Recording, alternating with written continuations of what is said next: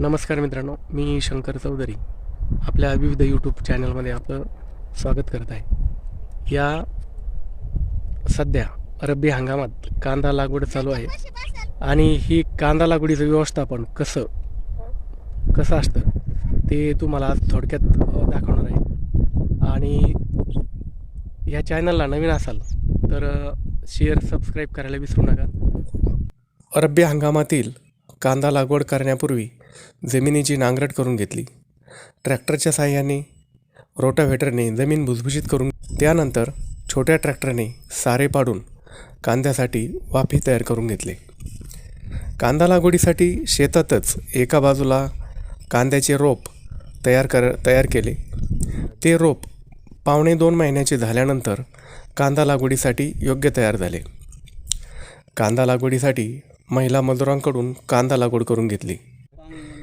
एक महिला कांद्याचे रोप उपटण्यासाठी होती आणि बाकींच्या महिलांकडून कांदा लागवड करून घेतली.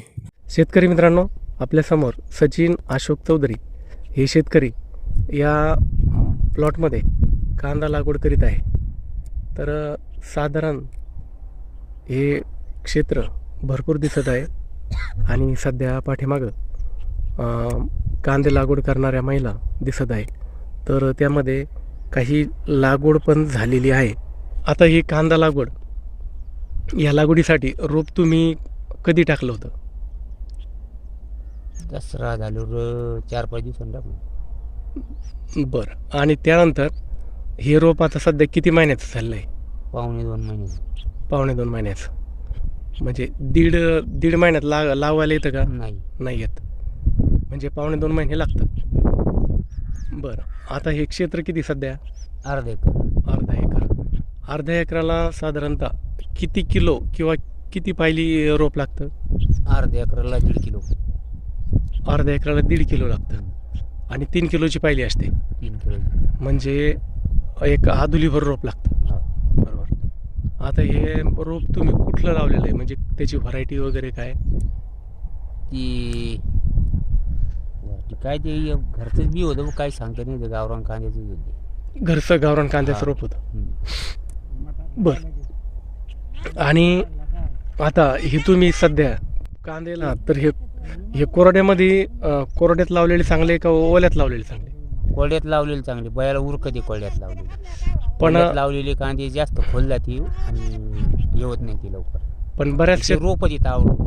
पण बऱ्याच शेतकऱ्याचं असं म्हणणं आहे, ओला कांदा लावला तर तो ओला लगेच म्हणजे ताट उभा राहतो आणि रोपायला पण लवकर रोप होतो ना, पण बयाला उरकत नाही म्हणून कोळड्यात लावायची. आणि मग कोरड्या कांद्याचं लगेच पण चालू करायचं माझं. कोरड्या कांद्याची लागवडीचा भाव वेगळा आणि ओल्याचा वेगळा आहे का? हा. कोरड्या लागवडीचा भाव किती असतो? कोरडा लावायला 6,000 रुपये, आपलं 12,000 रुपये एकरी. आणि पाण्यात लावायला 14,000 रुपये एकरी. म्हणजे 2,000चा फरक आहे. बरं. आणि ही लागवड करीत असताना तुम्ही आता याला कुठलं खत टाकलेलं आहे का? आता काय सिंगल सुपर फॉस्फेट टाकलेलं. Single super phosphate. आणि अर्धा एकराला किती गोण्या? 3 गोणे. 3 गोण्या टाकल्यात. बरं. आणि मग यानंतर ह्या अर्ध्या एकरासाठी पुढचं नियोजन तुमचं कसं असणार आहे? म्हणजे पुढं तुम्ही कोणतं खत टाकणार आहे किंवा किती डोस देणार आहे? 3 डोस करू. आता 12-32-16 टाकू. हां. नाही तर मग 24-24 टाकू. 24-24 टाकू. हां. आणि त्यानंतर फवारे पण द्यावं द्यावंच लागतील. लागते. साधारण बुरशीचा फवारा तर द्यावाच लागतो. त्यानंतर परत टॉनिकचा वगैरे द्यावा लागतो. टॉनिक द्यावंच लागेल. किंवा थिप्स वगैरे पडले, त्याच्यात मावा तुडतुडे पडले तर त्याचाही फवारा द्यावा लागतो. साधारणतः ह्या अर्ध्या एकरामध्ये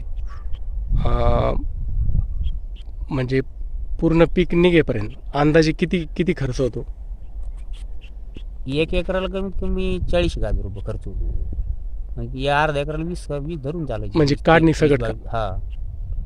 22,000 ते 23,000 रुपये धरून चालायचे अर्ध्या एकराला. लागवडीपासून तर काढणीपर्यंत असा तसा धरून समजा 25,000पर्यंत जाऊ शकतो. बरं. शेतकऱ्यांनी पावसाळी लागवड करावी की ही रब्बी हंगामातली लागवड करावी? रब्बी हंगामात हंगामातलीच करायला पाहिजे. कारण पावसाळ्यात पावसाळ्यात पाऊस राहतो आणि कांदे पोसत नाही. पोसत नाही, पीक पण जास्त वाया पाऊस जातं. असेल तर वाया जातं पीक पीक. वाया जाण्याची शक्यता असते. आता यावर्षी दुष्काळ असल्यामुळं तुम्हाला पाण्याचं नियोजन होऊ शकतं का?